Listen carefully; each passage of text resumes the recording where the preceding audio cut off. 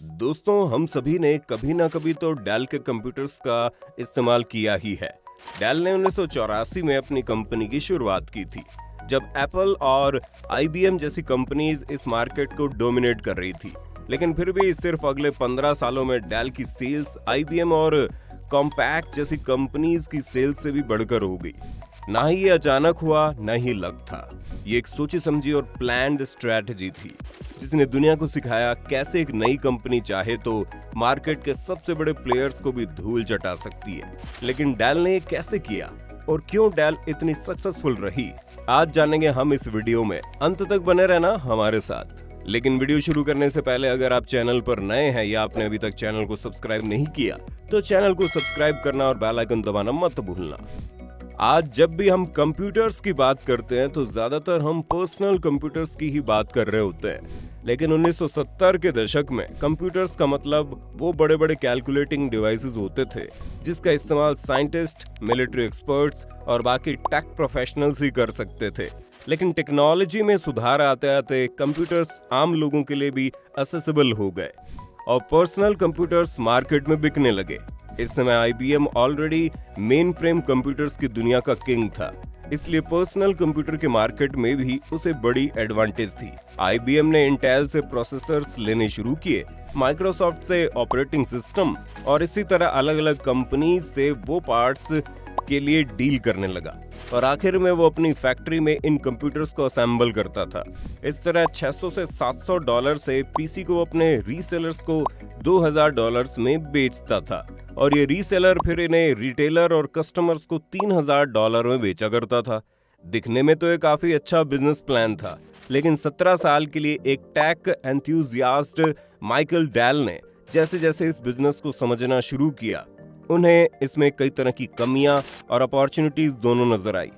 Del computers के इतने शौकीन थे कि जब उन्होंने अपना नया एप्पल II कंप्यूटर खरीदा तो सबसे पहले उसे घर लाकर खोल दिया और ये देखा कि उसमें क्या है। डेल ने आईबीएम के साथ भी ऐसा ही किया। डेल ने ये समझने की कोशिश की कि कैसे वो इसमें पैसे बना सकते हैं। इसके लिए उन्होंने सबसे पहले तो आईबीएम के पीसीस को खरीद कर उन्हें मॉडिफाई करना शुरू कर दिया। क्योंकि आईबीएम अपने पीसी खुद नहीं बनाता था, सिर्फ उन्हें असेंबल करता था, इसलिए पूरी तरह से लीगल भी था। डेल ने आईबीएम के न सिर्फ अच्छे और फास्ट क्लोन्स बनाए, बल्कि उन्होंने बीच में से रीसेलर को भी हटा दिया। डेल को लगता था कि रीसेलर की जरूरत कंप्यूटर बिजनेस में नहीं है, जहां डेल ने अपने लिए रीसेलर्स हटा दिए और डायरेक्टली कस्टमर से डील करने लगा, वहीं डेल ने आईबीएम के रीसेलर्स की हालत खराब करके फायदा उठाया। इसे ऐसे समझिए कि 80 का दशक था जब पर्सनल कंप्यूटर्स का मार्केट बूम कर रहा था, इसलिए आईबीएम के रीसेलर्स के पास भारी मात्रा में ऑर्डर आ रहे थे। लेकिन जब रीसेलर्स के कंप्यूटर ऑर्डर करते थे तब आईबीएम ज्यादा डिमांड के कारण इन्हें वक्त पर डिलीवर नहीं कर पाता था। कभी कभी तो 100 पीसी ऑर्डर करने पर आपको सिर्फ 18 से 20 पीसी मिलते थे। इससे परेशान होकर रीसेलर्स ने डिमांड से ज्यादा पीसी ऑर्डर करने शुरू कर दिए। यानी अगर किसी रीसेलर को 300 पीसी की जरूरत है तो अब वो 500 पीसी ऑर्डर कर रहा था। लेकिन आईबीएम का डिलीवरी सिस्टम इतना अनप्रेडिक्टेबल था कि कभी कभी आईबीएम ये सभी पीसी डिलीवर कर देता था, जिससे रीसेलर के पास उसकी जरूरत से ज्यादा पीसी हो जाते थे, जिन्हें स्टोर पर रखने से उन्हें नुकसान होता था। इसी का फायदा उठाते हुए डेल ने इन रीसेलर से ये पीसी बहुत ही सस्ते दामों पर खरीदने शुरू किए।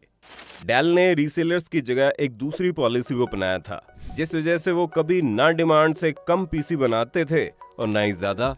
अगर आपको डेल से कोई पीसी खरीदना होता था तो आप जब उसे ऑर्डर करेंगे तभी कंपनी उन्हें बनाना शुरू करती थी और फिर वो उसे 3 से 4 दिनों में बनाकर डिलीवर कर देती थी। बिजनेस वर्ल्ड में आज इसे जस्ट इन टाइम मॉडल भी कहते हैं। सस्ते दाम और एक अच्छा और क्वालिटी प्रोडक्ट जो आपको जल्दी डिलीवर हो जाता है, वही डेल की पहचान बन गया। इसके बाद डेल को स्कूल्स, कॉलेजेस, ऑफिसेज और बैंक से बड़े बड़े ऑर्डर मिलने लगे। लेकिन वो कहते हैं ना कि प्रोडक्ट बेचना और कस्टमर बनाकर रखना दो अलग अलग बात है। अगर आप चाहते हैं कि कस्टमर आपके साथ लॉन्ग टर्म बिजनेस करे तो आपको उसे कुछ ना कुछ एक्स्ट्रा देना ही पड़ता है। और यहाँ भी डेल, आईबीएम और एचपी जैसी कंपनियों से आगे निकल गया। सस्ते पीसी से डेल को काफी सारे कस्टमर्स तो मिले, लेकिन डेल अभी भी एक ब्रांड बनने की कोशिश में था, जो पहले अमेरिका और फिर दुनिया भर में फैल जाए।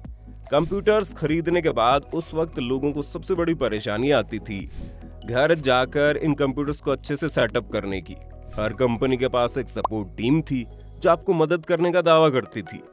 लेकिन ज्यादातर कस्टमर जब इन लोगों को फोन मिलाते थे तो उनके लिए इनके इंस्ट्रक्शन को फॉलो करना बहुत ही मुश्किल हो जाता था, क्योंकि ये सभी लोग पहले से तय की गई स्क्रिप्ट से देखकर बोल रहे होते थे। साथ ही इनकी भाषा भी काफी टेक्निकल होती थी जो आम लोगों को समझ ही नहीं आती थी। डेल ने इसे पूरी तरह से बदल दिया। डेल जानता था कि कस्टमर सर्विस में काम करने वाले लोग ज्यादातर यंग लोग होते हैं जो अभी कॉलेज पास करके आए हैं। ये भी हो सकता है कि जिस कंप्यूटर के बारे में वो बात कर रहे हैं उसके बारे में उन्हें नॉलेज ही ना हो। इसलिए डेल ने स्क्रिप्ट वाला सिस्टम ही हटा दिया और अपने हर एक एम्प्लॉय को खुद कंप्यूटर सेट अप करने की ट्रेनिंग देना शुरू कर दिया।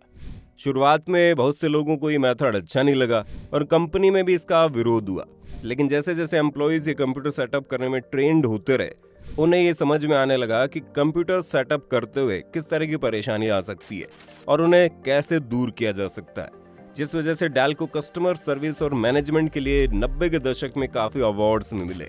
साथ ही सर्विस बढ़िया होने के कारण इनका बिजनेस भी लगातार बूम करता रहा। सिर्फ इतना ही नहीं, डेल ने एक और कमाल की स्ट्रैटेजी अपनाई और सेक्टर्स के हिसाब से अपनी कस्टमर सर्विस को ट्रेन करना शुरू किया। इसे ऐसे भी समझा जा सकता है कि सर्विस और सेल्स टीम में एक सेगमेंट वो था जो बिजनेस सेगमेंट की तरफ ध्यान दे रहा था। इसके साथ साथ फिर इन सेगमेंट्स में भी अलग अलग ब्रांचेस थी, जैसे बिजनेस सेगमेंट में गवर्नमेंट सेक्टर और एजुकेशनल सेक्टर से डील करने के लिए भी 2 अलग अलग टीम्स थी। इसके बाद हॉस्पिटल से लेकर बैंक्स तक के लिए अलग अलग टीम्स थी और ये टीम सिर्फ सेल्स ही नहीं कर रही थी बल्कि फीडबैक भी लेकर आ रही थी, जिससे कि डेल अपने इन स्पेसिफिक कस्टमर्स के लिए कस्टमाइज्ड कंप्यूटर्स भी बनाने लगा। और इसी कारण डेल ने 21वीं सदी में सबसे बड़े कंप्यूटर मैन्युफैक्चरर के तौर पर कदम रखा, जो सालाना 7 से 8 हजार करोड़ के कंप्यूटर्स बेचा करता था। डेल की इस ऊंची छलांग में न सिर्फ उनकी स्ट्रेटेजीज काम आई बल्कि उनकी किस्मत भी बहुत अच्छी थी, क्योंकि ये वो वक्त भी था जब स्टीव जॉब्स को एप्पल ने कंपनी से निकाल दिया था और इसके बाद एप्पल कंपनी लगातार घाटे पर घाटे गा रही थी। क्या आपको लगता है अगर डेल के राइज के वक्त एप्पल की हालत ना होती तो वो ग्रो कर पाता? अपनी राय हमें कमेंट में देना। उम्मीद है ये वीडियो देखकर आपको काफी कुछ जानने का मौका मिला होगा। अगर आपको वीडियो पसंद आई तो वीडियो को लाइक करें। अगर आप चैनल पर नए हैं या आपने अभी तक चैनल को सब्सक्राइब ही नहीं किया तो चैनल को सब्सक्राइब कर लो और बेल आइकन दबा दो यार।